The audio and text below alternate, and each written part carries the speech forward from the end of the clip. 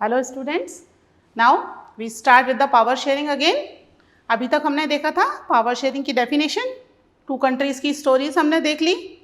इसके अलावा power share नहीं होने पर श्रीलंका के अंदर जो कॉन्सिक्वेंसेस हुए वो भी हमने देखे कि श्रीलंका में क्या प्रॉब्लम्स हुई कि मेजॉरिटी जो है it try to dominate minority, जिसकी वजह से कंट्री के अंदर सिविल वॉर की कंडीशन होने लग गई।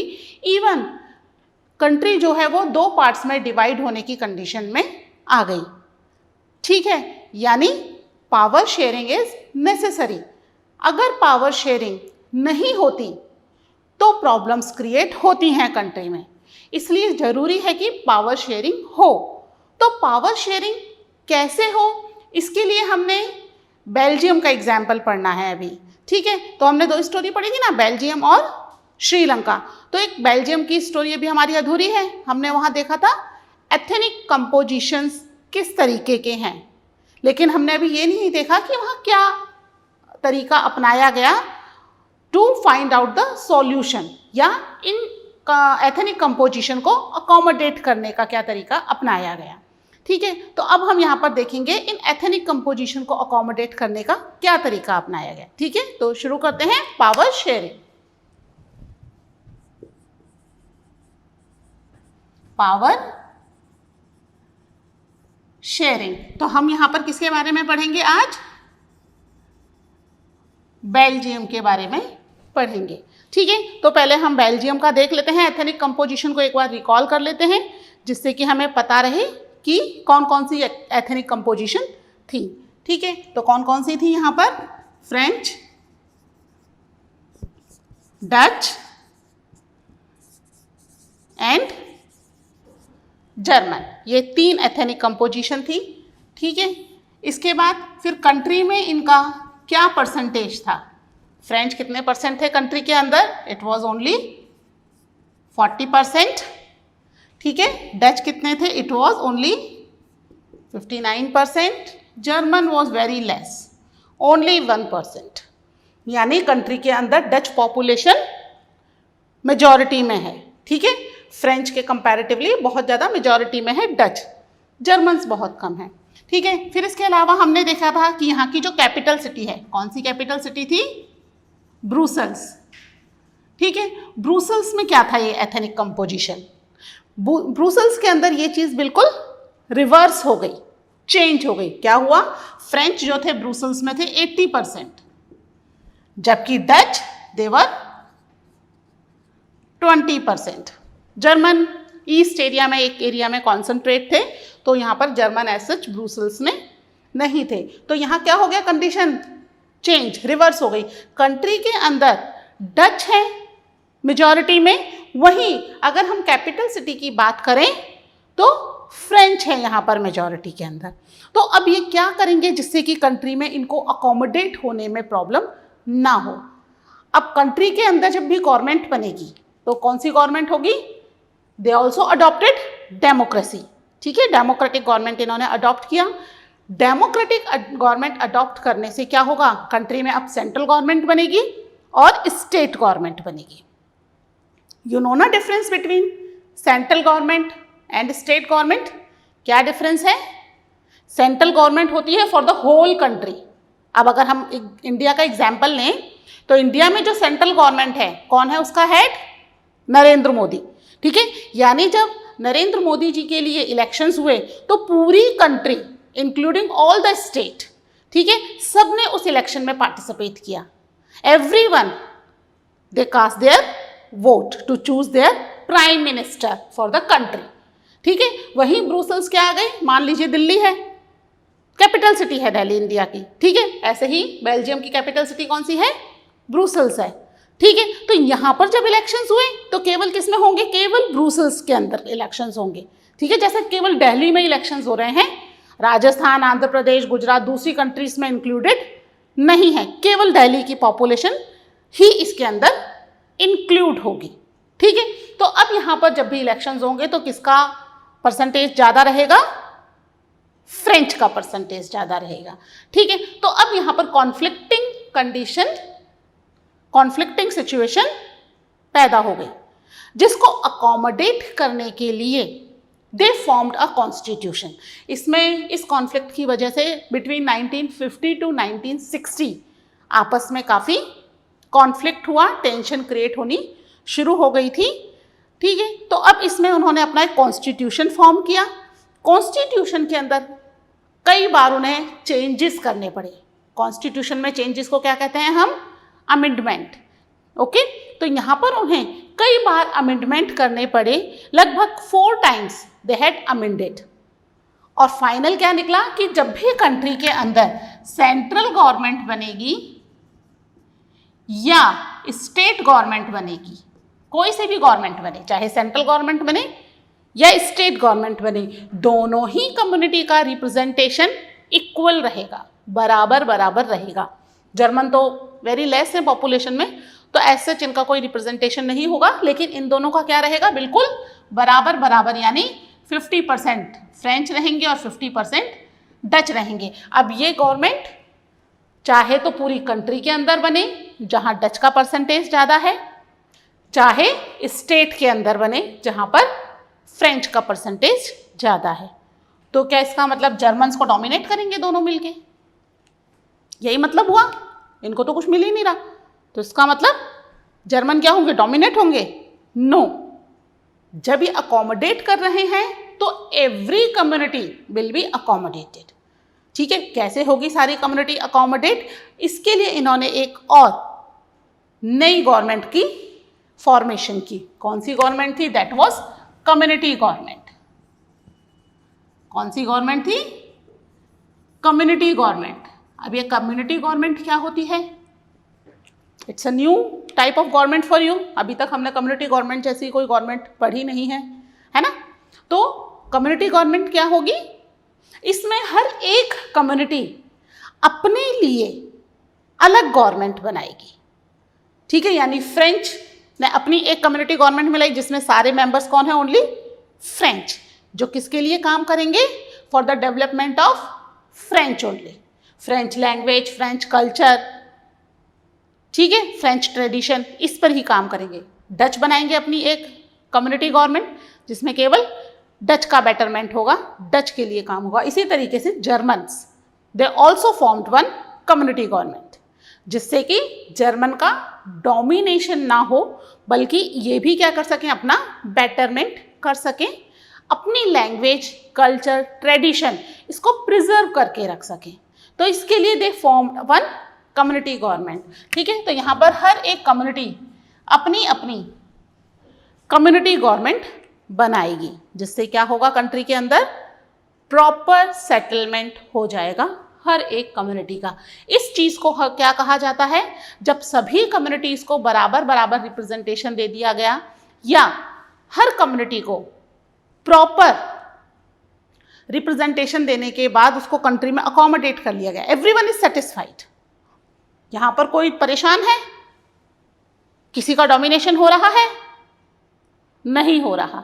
यानी फ्रेंच भी सेटिस्फाइड हैं, डच भी सेटिस्फाइड हैं एंड जर्मन भी सेटिस्फाइड है। हर कम्युनिटी सेटिस्फाइड है। इसका मतलब क्या हुआ? कंट्री के अंदर जितनी भी एथनिक कंपोजिशन थी, कंट्री ने उन सबको अकोमोडेट कर लिया। ठीक है, अपने यहाँ पर सेटल होने में उनकी हेल्प की। ऐसा कोई बहुत ज़्यादा पावरफुल या कोई बहुत ज़्यादा डोमिनेटेड नहीं है, हर एक को इक्वल रिप्रेजेंटेशन दे दिया गया। अंडरस्टूड? ठीक है, अब हम इसको थोड़ा डिटेल में पढ़ेंगे। ठीक है, तो ये चीज़ क्या कहलाती है? अकोमोडेशन। एक बार इसको नोट करना है तो इसको नोट कर लो। ठीक है, अब हम देखेंगे कि कंट्री के अंदर इन सब की वजह से क्या किया गया? अकोमोडेशन हो गया, है ना? जबकि श्रीलंका में क्या हुआ था? मेजॉरिटेरियनिज्म, मेजॉरिटी का रूल करने की कोशिश की थी उन्होंने, जिसकी वजह से कंट्री प्रॉब्लम में आ गई। ठीक है, तो हम यहाँ क्या पढ़ेंगे? बेल्जियम का अकोमोडेशन। क्या पढ़ेंगे? Accommodation in Belgium. अंडरस्टूड। अब क्या हुआ यहाँ पर, कैसे अकोमोडेशन हुआ? कंट्री के अंदर कॉन्स्टिट्यूशन बना, लेकिन ये कॉन्स्टिट्यूशन 4 टाइम्स अमेंडेड हुआ, ठीक है, यानी बिटवीन 1970 एंड 1993, ठीक है, इन ईयर्स के लगभग बीच में कई बार उन्होंने कॉन्स्टिट्यूशन बनाया, पर बार बार कुछ ना कुछ प्रॉब्लम आ रही थी, कोई ना कोई कम्युनिटी डोमिनेट हो रही थी, तो दे forms constitution again and again, means amendment, उसमें चेंजेस करते रहे। तो 1970 और 1993 के बीच में बेल्जियन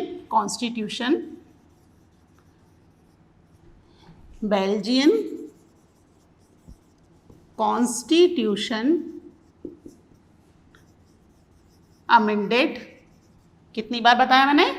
4 टाइम्स, ठीक है, ये लगभग 4 टाइम्स इसको अमेंड करना पड़ा, तब फिर वो टाइप्स ऑफ गवर्नमेंट निकली कि स्टेट सेंट्रल सब में इक्वल रिप्रेजेंटेशन रहेगा, ठीक है। तो अब हम यहाँ पर पढ़ेंगे कि ये जो कॉन्स्टिट्यूशन बना, जिसकी वजह से अकोमोडेशन हुआ, इस कॉन्स्टिट्यूशन के मेन एलिमेंट्स क्या थे, ठीक है।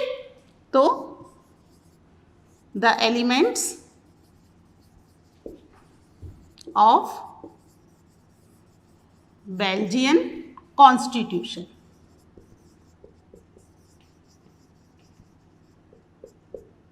ठीक है। अब हम क्या देखेंगे कि बेल्जियन कॉन्स्टिट्यूशन के मेन एलिमेंट्स क्या है, जिसकी वजह से कंट्री प्रॉपर रन कर पाई। क्या देखा था हमने? सबसे पहले क्या हुआ वहाँ पे कि कम्युनिटीज़ ने आपस में इक्वल रिप्रेजेंटेशन कर लिया, ठीक है। तो फर्स्ट पॉइंट हमें क्या मिला? The number of French and Dutch ministers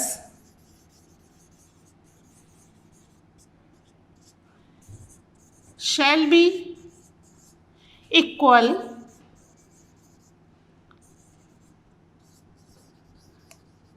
in central government, ठीक है। यानी कितना भी डच या फ्रेंच का कहीं भी कितना भी रिप्रेजेंटेशन हो, लेकिन जब भी सेंट्रल गवर्नमेंट बनेगी, इनका रिप्रेजेंटेशन कितना हो जाएगा? इक्वल, बराबर, ना किसी का कम ना किसी का ज़्यादा, ठीक है। इसको लिखो, फिर उसके बाद मैं आपको बाकी बेल्जियम के एलिमेंट्स बताती हूँ, ओके, ठीक है। मैं रब कर रही हूँ, इसको लिख लिया ना आपने, ठीक है। तो हम एलिमेंट्स के, ये बेल्जियम के एलिमेंट्स पर ही वर्क कर रहे हैं अभी, ओके। हाँ, डेफिनेशन भी मिटा रही हूँ, ये इसकी वो भी मिटा रही हूँ मैं, हेडिंग आप लोगों ने लिखी ली है, शायद नहीं लिखी है तो लिख लो एक बार पॉज करके, ठीक है। तो यहाँ इक्वल रिप्रेजेंटेशन हो गया, एक पॉइंट तो हमें ये मिल गया। दूसरा, हमने देखा था कि कंट्री के अंदर जो कंट्री है, it is divided into 2 regions, ठीक है। मैं एक बार आपको रफ चार्ट बनाकर बता देती हूँ, जो हम पहले पढ़ चुके हैं, उसका रिवीजन करवा रही हूँ, ठीक है। तो ये देखो, अगर ये मान लीजिए बेल्जियम है, तो ये लगभग 2 पार्ट में डिवाइडेड है। ऊपर वाला पार्ट कौन सा था? कौन सा था? Flemish region. और नीचे वाला पार्ट कौन सा था? वैलोन, है ना, वैलोन रीजन। इसके अंदर कौन थे फ्लेमिश में? डच। वैलोन में कौन थे? फ्रेंच। तो जर्मन कहाँ गए? जर्मन यहाँ पर है, ईस्ट में, ठीक है। ये वाला पार्ट जो है, यहाँ पर कौन है? जर्मन पॉपुलेशन ठहर रही है, ठीक है। डच कितने हैं यहाँ पर? 59%, फ्रेंच 40% एंड जर्मन है ओनली 1%, ठीक है। वहीं यहाँ पर ब्रुसेल्स है इनकी कैपिटल सिटी है ब्रुसेल्स, जिसके अंदर क्या है, ये चीज़ें क्या हो जाएंगी, बिल्कुल रिवर्स, चेंज। डच हो गए 20% ओनली और फ्रेंच हो गए 80%। ठीक है, जर्मन एक ही तरफ कॉन्सेंट्रेटेड है, एज सच कोई ज़्यादा उन्हें प्रॉब्लम नहीं है क्योंकि उन्हें इक्वल राइट्स मिल रहा है कंट्री में, तो कोई ज़रूरी नहीं है कि गवर्नमेंट में रिप्रेजेंटेशन हो ही। ठीक है, तो यहाँ पर ये जो दो रीजंस हैं, इनमें गवर्नमेंट बनी और एक गवर्नमेंट बनी ब्रुसेल्स में, कैपिटल सिटी में। ठीक है, तो मेन जो होती है पावर्स कंट्री में किसके पास होती है? सेंट्रल गवर्नमेंट के पास होती है। ठीक है, सेंट्रल गवर्नमेंट हमेशा कैपिटल सिटी में होती है। जैसे हमारी सेंट्रल गवर्नमेंट कहाँ है? दिल्ली में। दिल्ली में अरविंद केजरीवाल की भी गवर्नमेंट है ना, यानी एक सेपरेट गवर्नमेंट तो दिल्ली की भी है। इसके अलावा जो कैपिटल है वहाँ पर कौन सी एक और गवर्नमेंट रहेगी जो पूरी कंट्री को रिप्रेजेंट कर रही है, पूरे इंडिया को रिप्रेजेंट कर रही है, वो गवर्नमेंट भी कहाँ काम करती है? दिल्ली में। सेम हेयर ब्रुसेल्स के अंदर भी एक सेपरेट गवर्नमेंट बनी, साथ में एक और गवर्नमेंट बनी जो कि पूरी कंट्री को रिप्रेजेंट करेगी, वो भी कहाँ काम करेगी? ब्रुसेल्स में। अब यहाँ पर क्या हो गया? रिप्रेजेंटेशन इक्वल हो गया। ठीक है, रिप्रेजेंटेशन में कहीं कोई ज़्यादा मेजॉरिटी माइनॉरिटी का कोई इशू नहीं है। ठीक है, तो हमें सेकंड पॉइंट क्या मिल गया? इसको रब कर रही हूँ मैं, ये आपको एक्सप्लेन करने के लिए था जिससे आपको पुराना का पुराना रिकॉल हो जाए। मैं फर्स्ट लेक्चर में आपको ये बता चुकी हूँ, बना चुके हो आप पहले इसको। ठीक है, तो हमें नेक्स्ट जो पॉइंट मिला, नेक्स्ट पॉइंट क्या मिला? Many powers of central government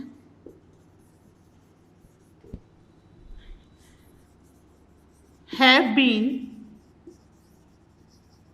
given to the state government of the two regions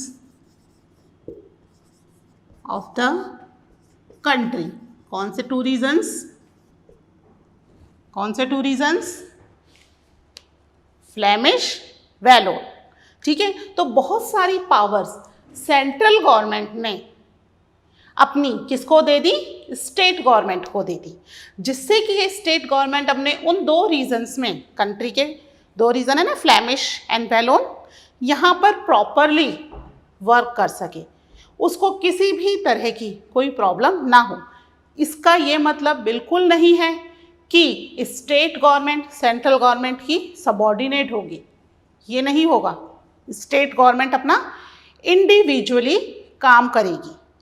ठीक है, उसके पास जो पावर्स मिली हैं वो पावर्स वो इंडिविजुअली अपने यहाँ पर अपने अकॉर्डिंगली यूज़ कर सकती है।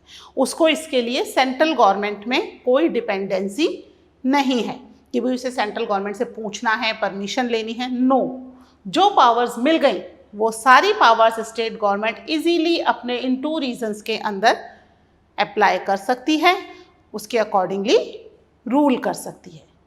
समझ है? ठीक है, इसके अलावा क्या किया यहाँ पर? जो कैपिटल सिटी है ब्रुसेल्स, उसमें क्या बन गई थी? एक अलग गवर्नमेंट, एक तो सेंट्रल गवर्नमेंट बनी ही।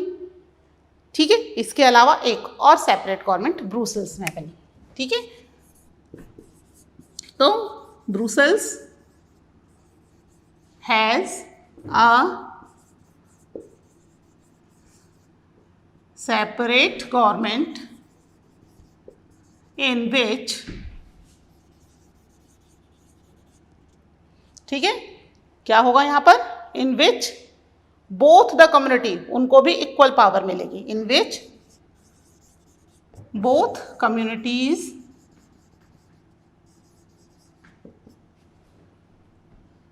have equal representation।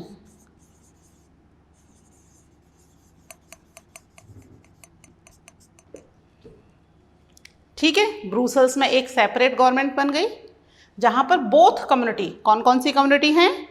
French, Dutch, both community have equal representation. ठीक है, जो सेपरेट गवर्नमेंट बनी उसमें भी दोनों कम्युनिटी का इक्वल रिप्रेजेंटेशन है। सेंट्रल गवर्नमेंट में पढ़ा था equal representation of all the ministers, Brussels के अंदर government, equal representation of all the ministers, powers दोनों रीजन में डिवाइड कर दी गई, दोनों रीजन के अंदर इक्वल पावर है, इक्वल रिप्रेजेंटेशन है। ओके, यहाँ तक कोई प्रॉब्लम है? नो। फिर इसके बाद क्या हुआ? अब जर्मन की कंडीशन भी थी। जर्मनी के साथ क्या हुआ? जर्मनी के लिए क्या बनानी पड़ी? फिर एक कम्युनिटी गवर्नमेंट। केवल जर्मनी के लिए ही नहीं बनी, जर्मन पीपल के लिए ही नहीं बनी, सॉरी, केवल जर्मन पीपल के लिए ना बनकर किसके लिए बनी? फॉर ऑल द कम्युनिटी, चाहे वो फ्रेंच हो, डच हो या जर्मन्स हो, तीनों के लिए फिर उन्होंने एक और क्या बनाया? एक कम्युनिटी गवर्नमेंट बनाई। ठीक है, इसको लिखो, फिर वो कम्युनिटी गवर्नमेंट वाला पॉइंट मैं आपको नोट डाउन कराती हूँ।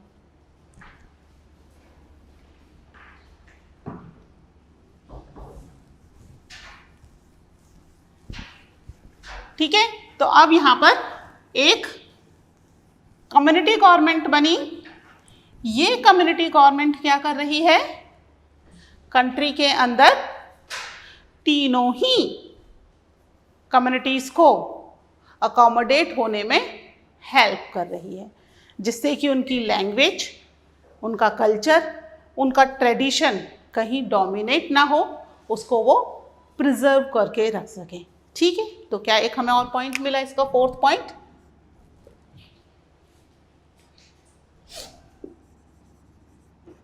देयर इज प्रोविजन ऑफ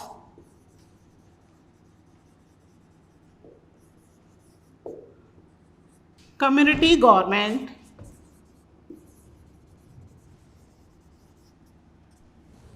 ठीक है, कम्युनिटी गवर्नमेंट बनी। क्यों बनी community government? Elected bye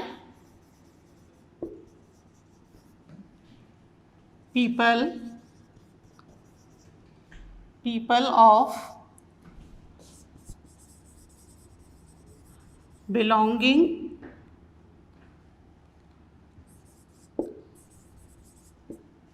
to the same community।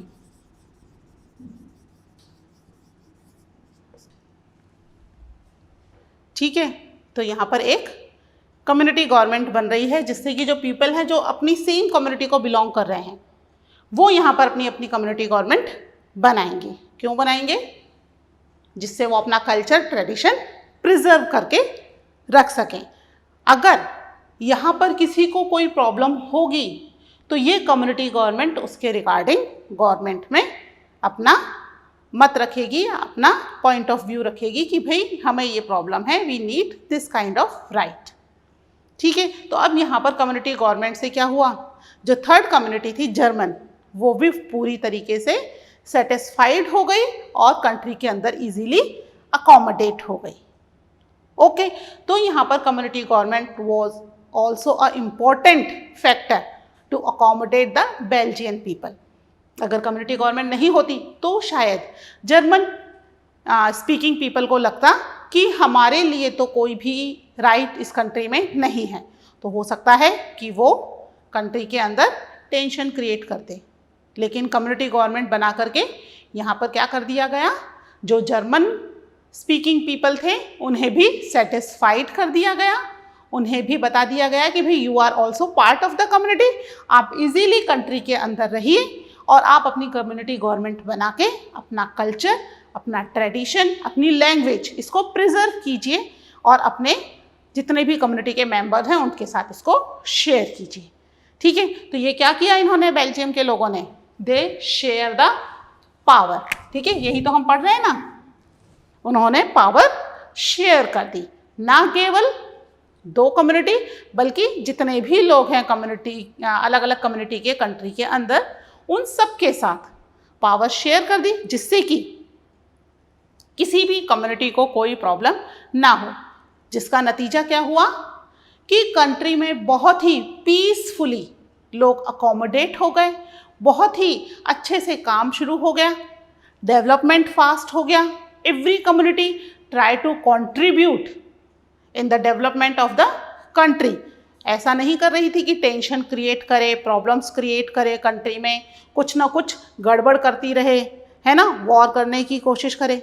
ज़रूरत ही नहीं है, क्यों ज़रूरत नहीं है? क्योंकि उन्हें सारे राइट्स मिल रहे हैं, उनके साथ कंट्री में पावर शेयर हो रही है, उनके भी लोगों के पास पावर है, उन्हें भी राइट्स दिए गए हैं इक्वल। एज सच कंट्री में ये नहीं करा गया कि तुम अलग हो या तुम माइनॉरिटी हो, ठीक है। यहाँ पर क्या कर दिया गया? एवरीवन इज इक्वल, हर कोई बराबर है, हर एक के पास इक्वल पावर है, जिसका नतीजा क्या हुआ कि यूरोप के अंदर एक यूनियन बनी, ठीक है। जितनी भी यूरोपियन कंट्रीज थी उन सभी कंट्रीज ने मिलकर अपनी एक यूनियन बनाई, ठीक है, जिससे कि वो अपने जो भी प्रॉब्लम्स हैं, इश्यूज हैं, आपस में डिस्कस कर सकें, उनको सॉर्ट आउट कर सकें। केवल यूरोप की कंट्रीज, और कोई कंट्री नहीं थी। तो यहाँ पर एक यूरोपियन यूनियन बनी। उस यूरोपियन यूनियन को जब अपना हेडक्वार्टर कहीं पर सेटअप करना था तो उन्होंने ब्रुसेल्स को चुना, बेल्जियम की कैपिटल ब्रुसेल्स को चुना। क्यों चुना? क्योंकि उन्हें पता था ये एक पीसफुल कंट्री है, यहाँ की पॉपुलेशन सेटिस्फाइड है अपनी गवर्नमेंट से, और ये किसी भी तरह की कोई टेंशन क्रिएट नहीं करेंगे, जिसकी वजह से अगर यूरोपियन यूनियन वहाँ पर अपना हेडक्वार्टर सेटअप करती है तो उसको कोई भी प्रॉब्लम नहीं होगी। इवन वहाँ की पॉपुलेशन उनको सपोर्ट करेगी टू सेटअप द हेडक्वार्टर, ठीक है। तो क्या हुआ वहाँ पर? ब्रुसेल्स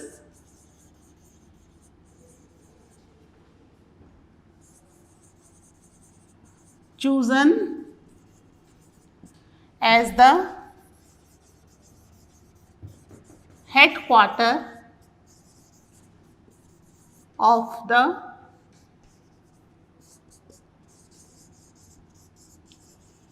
यूरोपियन यूनियन, ठीक है। यूरोपियन यूनियन बनी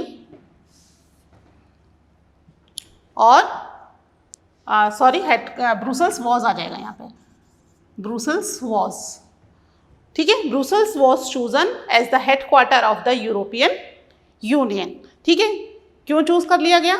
मैंने बता दिया आपको कि यहाँ पर ये कंट्री जो है वो पीसफुली अकोमोडेट हो रही है, इसलिए ब्रुसेल्स को इसका हेडक्वार्टर चूज कर लिया गया, ठीक है। तो हमें पता चल गया कि अगर कंट्री पीसफुली अकोमोडेट होती है तो पूरे वर्ल्ड में उसका नाम होता है, लेकिन अगर कंट्री में प्रॉब्लम्स क्रिएट होती है, मेजॉरिटेरियनिज्म होती है, तो कंट्री के अंदर प्रॉब्लम्स क्रिएट होती है और दूसरी कंट्रीज यहाँ पर उसको अकोमोडेट करने के लिए इंटरफेयर करती हैं, ठीक है। ये समझ में आ गया?